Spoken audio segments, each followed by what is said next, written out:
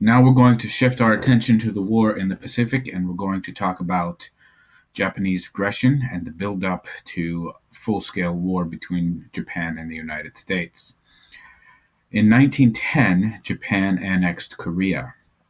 Keep in mind there was no North and South Korea at this point. They would not be divided for another 40 years.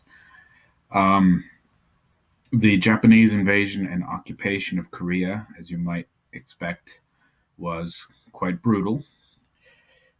Japan not only occupied Korea, but tried to stamp out Korean culture and replace it with Japanese culture, basically. They did this by doing things such as banning the speaking of Korean at educational institutions and teaching loyalty to the Japanese emperor. They burned more than 200,000 Korean historical documents. They destroyed part of the royal palace and turned the rest of it into basically a tourist attraction for Japanese tourists. They also moved about 100,000 Japanese families to Korea and gave them land. Necessarily, this land had been taken from Koreans. This did not go over well, as you might imagine. And a lot of these Japanese set about remaking Korea into Japan, basically, going so far as to cut down vast swaths of trees, forests, and replace them with trees native to Japan. So this was quite a comprehensive effort to remake Korean land and society. However, as you might imagine, there were Korean resistance groups. We learned about resistance groups in Nazi-occupied Europe, the resistance during the evacuation of the Warsaw Ghetto. We talked earlier about the Free French movement. There were resistance movements in Korea and later in other areas occupied by the Japanese. I should also mention that during this period, about 750,000 Koreans were taken to Japan to perform labor. We talked about this in class last week as well, how there are still legal disputes between Koreans, South Koreans, and their descendants who had performed labor for Japan during the war, and they are seeking compensation. So this is still ongoing today. Moving on to the Japanese invasion and occupation of China. In Manchuria in 1931, Manchuria is a region in northeast China. You can see here, borders Korea. In 1931, Korea is occupied by Japan. In 1931, Japanese soldiers dressed as Chinese soldiers blew up part of a railroad and blamed this on the Chinese and used it as an excuse to invade Manchuria. This was not sanctioned by the civil authorities in Tokyo. This was the Japanese army acting on its own.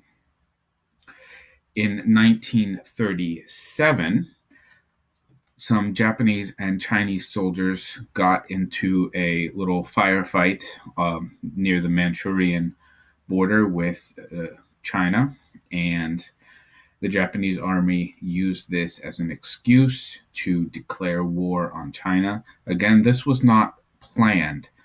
Japan, of course, had been aggressive against China and probably planned to occupy it in the future, but the events that precipitated this were not planned.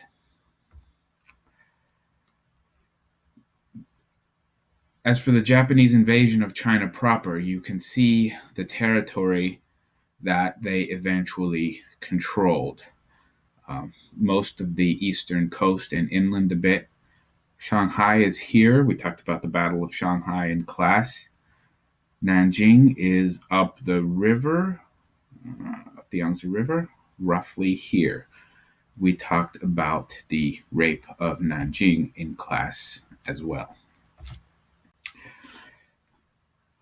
So let's talk about Japanese motivations for their invasion and occupation of most of East and Southeast Asia. They called the area of their occupation the Greater East Asia Co-Prosperity Sphere. Their primary Reason, though, was to gain resources for industry. War requires a large industrial capacity.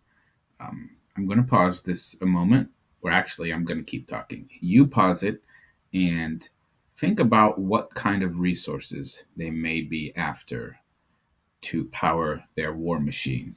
Take a few moments, think about that, and then unpause the video.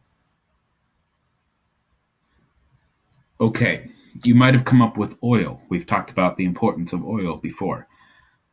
Very true. Ships, trucks, planes all require oil, massive amounts of oil.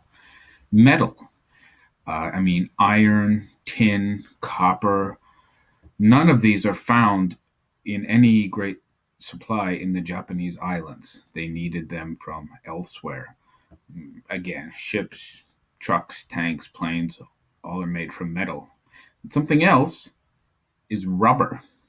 We may not think of rubber as too valuable, but trucks, the tires are rubber. Planes, the tires are rubber. If you've ever taken apart anything mechanical, you probably noticed there are actually a lot of rubber components. Gaskets and seals, for example, where pipes meet things. Rubber is important to industrial production, especially of war machines. Also, to create markets for Japan. More people to buy Japanese made goods. What was the reason for focusing on Asia? Well, during the 1930s, Japan had been preparing to invade Siberia, and Siberia is roughly up here. Cold, rather desolate, but rich in iron and rich in metals. They assumed that Germany would invade the Soviet Union from the West, and then the Soviet Union would have to fight a two-front war. In 1939, Hitler made peace with the Soviet Union, at least for a while. You might have heard of the Molotov-Ribbentrop Pact, in which Germany vowed not to invade the Soviet Union.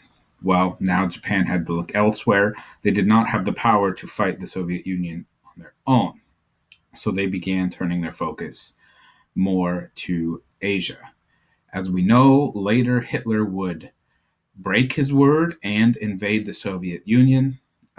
But by this time, Japan had been too occupied with Asia to change their plans. So they continued to march through Asia and conquer most of East and Southeast Asia.